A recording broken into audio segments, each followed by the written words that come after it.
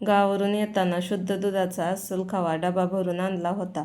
Dairy आहे वडिलाची, मग काय, दुधाला थोडीच कमी आहे. आणि घरचं दूध म्हटल्यावर त्यात कसलं आलंय पाणी, नाहीतर इकडचं दूध नुसतं पाण्यागत. घेतले ना मग या खव्याचे पेढे बनवायला. दूध आटवून हा खवा बनवून आणला होता.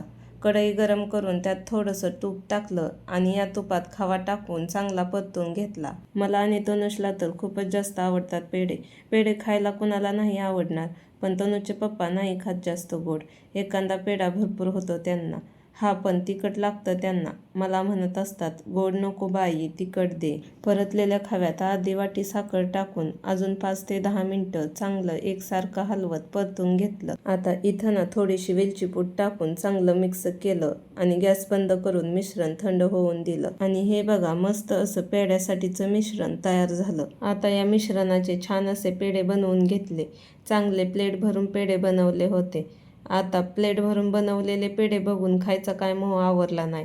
मग काय, मी आणि तनुष दोघे पण तुटून पडलो या पेढ्यावर. अस्सल खव्याचे पेढे काय टेस्टी झाले होते. आमच्यासाठी गोडची व्यवस्था झाली होती. आता आमच्या मोठ्या साहेबांसाठी झणझणीत अशी वांग्याची भाजी बनवायला घेतली. वांगी चिरून घेतली आणि हिरव्या मिरचीचं वाटण बनवून घेतलं. जिरे मोहरीची फोडणी देऊन त्यात हिरव्या मिरचीचं वाटण टाकून परतून घेतलं आणि त्यात चिरलेली वांगी टाकून मस्त अशी झणझणीत वांग्याची भाजी बनवली. आता इथं भाजी तयार झाली होती आणि भात तर मी दुसऱ्या गॅसवर अगोदरच टाकला होता.